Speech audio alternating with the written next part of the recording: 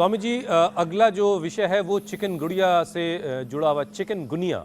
ये भी एक बड़ी प्रॉब्लम है और इसकी वजह से जब बुखार होता है तो भी प्लेटलेट्स डाउन होती हैं। चिकनगुनिया तो स्वामी जी, इसमें एक तो जो उंगलियों के जॉइंट्स हैं उनमें बड़ी तकलीफ होती है पेशेंट को, और प्लेटलेट्स यहाँ भी बहुत तेजी से गिरता है, तो इससे बचने का उपाय क्या है?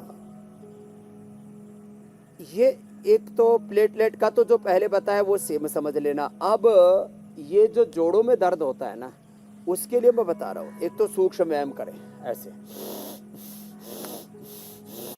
मैंने जोधपुर जैसलमेर की महारानी साहिबा से लेकर के एक बार तो वसुंधरा जी को बहुत तेज हो गया था। मेरे से बोले बाबा जी उठा नहीं जा रहा। मैंने कहा गिलो पियो।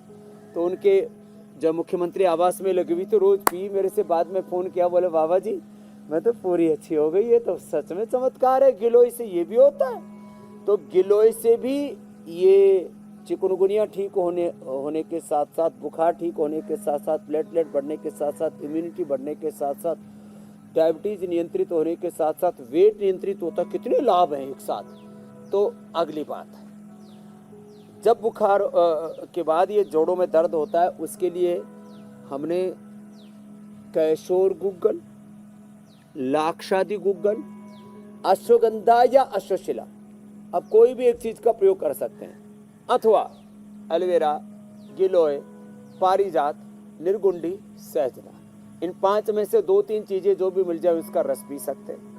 अप्रतिम लाभ होता है, सारा जॉइंट पेन खत्म हो जाता है विद इन ए वीक। नहीं तो मैंने देखा कई साल तक लोगों को चिकनगुनिया के बाद में भयंकर अर्थराइटिस, जोड़ों में दर्द।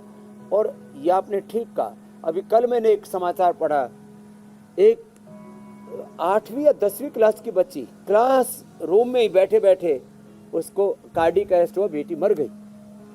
ये हार्ट अटैक, ये अर्थराइटिस, ये डेंगू, चिकनगुनिया, मलेरिया के बाद में जोड़ों में दर्द, फाइब्रोमाइल्जिया, ये कोरोना और कोरोना के वैक्सीनेशन, कोरोना के बाद लोगों ने जो हाई डोज में स्टीरॉयड लिए, एंटीबायोटिक्स लिए, उनका दुष्प्रभाव अभी तक भी है।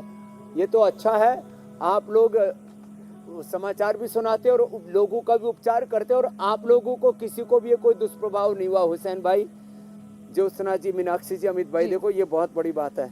नहीं तो ये कोरोना के बाद ना बहुत बखेड़ा हो रखा है।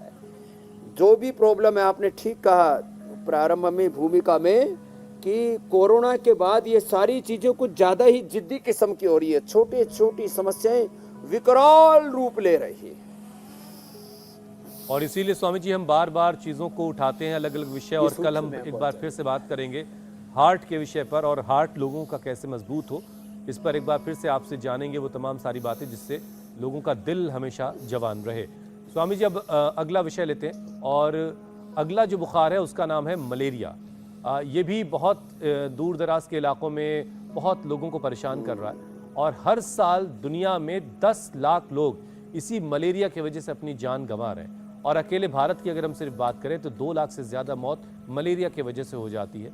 तो इस खतरनाक बीमारी से बचने के लिए, इस मलेरिया से बचने के लिए जो आपने चिकनगुनिया के लिए बताया, आपने मलेरिया से लोगों की मौत हो रही है, क्या-क्या चीज़ें अलग करनी है, और प्लेटलेट घटने से लोगों की मौत हो रही है। अलग अलग प्रकार के बुखार जब बहुत तेज हो जाते हैं और उससे भी लोगों की मौत हो जाती है, पूरी बॉडी कोलैप्स कर जाती है। 1 करोड़ से ज़्यादा लोगों की, और एक बार तो इतना हो गया था 5 करोड़ से ज़्यादा लोगों की मौत हो गई थी। तो ये जितनी प्रथम और द्वितीय विश्व युद्धों में जो मौतें हुई थी ना, वैसी मौतें अलग अलग छोटी छोटी बीमारियों से, कहीं बुखार से, कहीं हार्ट अटैक से, कहीं कैंसर से, कहीं लिवर किडनी फेलियर से, अलग अलग रोगों से जो मौतों का आंकड़ा है ना, वो बहुत ही डरावना है। इसलिए मलेरिया होने पर क्या करें, सबके घर में चिरायता होना चाहिए। चिरायता का काढ़ा भी हम देते हैं, और एक ज्वरनाशक क्वाथ भी देते हैं।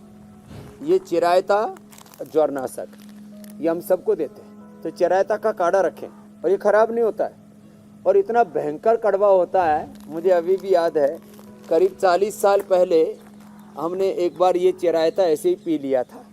ओहो हो, उसकी कड़वाहट हमें कई वर्षों तक महसूस हुई। छोटे बच्चे थे और बुखार हुआ, तो जो है पिला दिया 1 चम्मच चूर्ण, वो कड़वाहट कई वर्षों तक याद रही। थोड़ा कड़वा तो होता है, इसलिए बच्चों को हम इसकी गोली खिला देते हैं। तो चिरायता के साथ साथ उसमें दूसरे भी और ज्वरनाशक तत्व होते हैं, तो ज्वरनाशक वटी या महासुदर्शन घनवटी, उसमें चिरायता भरपूर मात्रा में होता है, उसकी गोली खिला दें। और जो काढ़ा पी सके, कड़वा पीने में कुछ लोगों को कोई असर नहीं आता, कड़वा पी जाते, ऊपर से थोड़ा सा मुनक्का दे दे मुंह में या थोड़ा मिश्री चूस ले, कोई दिक्कत नहीं होगी। तो चिरायता और महासुदर्शन घनवटी ये बहुत ही जबरदस्त औषधि है। चिरायता और कुटकी, कुटकी भी हम देते हैं, चिरायता और कुटकी दोनों। पहले तो चिरायता, कुटकी, इन्हीं से कुनीन आदि और तमाम तरह की औषधियाँ, बुखार की सबसे पहली औषधियाँ चिरायता और कुटकी से ही बनी थी, और ये बहुत ही ज़बरदस्त है चिरायता और कुटकी मलेरिया के लिए मेरे भाई हुसैन जी। स्वामी जी देखिए ना, डेंगू, चिकनगुनिया या मलेरिया, किसी भी तरह का बुखार हो, इससे लोगों को परेशानी बहुत सारी होती है, और इन्हीं की वजह से सालों साल हड्डी दर्द से भी लोग परेशान रहते हैं। तो ये बुखार हड्डियों को दर्द ना दे पाए, उसके लिए हड्डियों को कैसे मजबूत बनाएं अगर किसी को ये बुखार हो जाता है तो देखो, एक तो हड्डियों के लिए सूक्ष्म व्यायाम बता रहे थे अभी हम, ये कर लें, और ये सारे सूक्ष्म व्यायाम करने के बाद प्राणायाम कर लें, और दूध में हल्दी, शिलाजीत और लाक्षादी गुग्गल लेडी, हड्डियां एकदम फौलादी बन जाएगी। देखो 3 चीजें एक बार बता देता हूँ। सुबह उठ करके जलनेति सूत्र नेति करें, तो ये किसी भी प्रकार के टॉक्सिन्स, ऑक्सीडेंट्स इकट्ठे ही नहीं होंगे, और कफज ज्वर नहीं होगा। ज्वर 3 तरह का होता है, वात, पित्त और कफ से ही सारे रोग पैदा होते हैं। तो जिनको कफज ज्वर होते हैं वो जलनेति सूत्र नेति किया करें, नस्से किया करें। जिनको वातज ज्वर होते हैं वो पीड़ांतक क्वाथ से या गिलोय से, एलोवेरा से, उसमें थोड़ा सा एरंड का तेल मिला करके, या 10 मूल क्वाथ से, एरंड क्वाथ से बस्ती किया करें। और जिनको पित्तज ज्वर होते, पित्त बढ़ने से भी बुखार होता है, वो कुंजर कर लिया करें। और पित्त का असर फिर आँखों पर भी आ जाता, आँखें लाल हो जाती हैं। बीच में तो एक बार भी मैंने भी थोड़ा सा कुछ पता नहीं खाने पीने में कुछ असावधानी हुई या नींद पूरी नहीं हुई, जो भी रहा कारण, आँख में एकदम पित्त बढ़ गया। तो मैंने भी जो अक्षय तर्पण हो रहा है इधर, अक्षय तर्पण के लिए एक तो घेरा लगाते हैं, आज इसके बारे में थोड़ा सा लास्ट में बताएंगे।